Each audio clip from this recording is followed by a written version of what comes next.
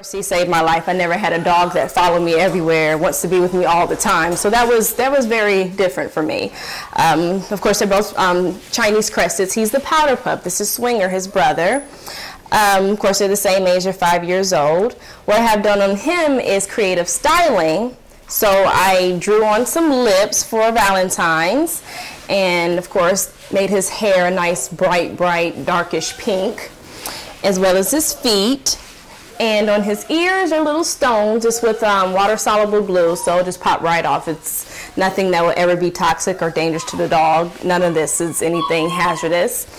I've been doing this for, I would say, 4 years as far as creative is concerned, and with actual grooming going on 10 years.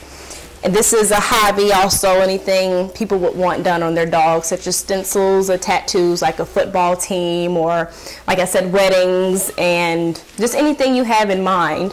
I like to have him done for occasions to give, of course, clients and different people ideas of what you can do to your pet. Specifically, if dogs are white or have a very light color, it's a lot more easier to achieve a design on the dog. If they're darker, there's other procedures that can be done, but more likely if the dog is white, it's a lot easier to do something to them. So I think it would be difficult to bleach a dog and not to... Yes, you can bleach. That is one thing that's an option that you can do if you want your dog to have color.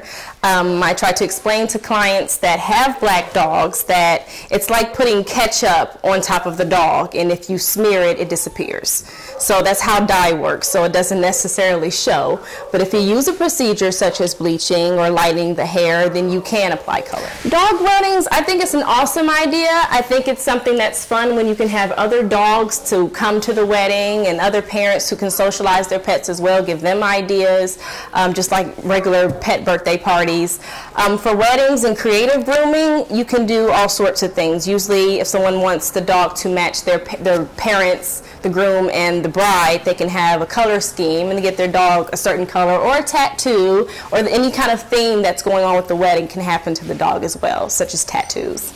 Yeah, because we ended up, because Stedman's Jewish, we ended up having to do a Jewish wedding for him. Right. And, you know, I was like, you know, even if someone was a big Star Trek fan, right? I mean, you could say make them a Klingon. Yeah, you can. I mean, there's one thing to have costumes, which is good for props, as well as blending in any kind of creative styling.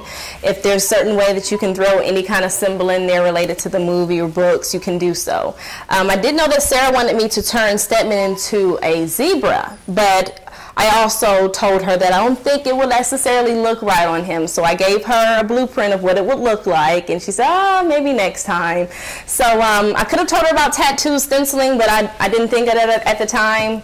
I was just trying to accommodate her wishes as far as the zebra pattern was concerned. So. But Stedman's a Georgia fan. Yes, he is. So he has the tattoo of a G on his ear. It's disappearing now. I gave it to him a couple months ago. It's wearing off. But I have a lot of people that request certain things, such as mascot tattoos.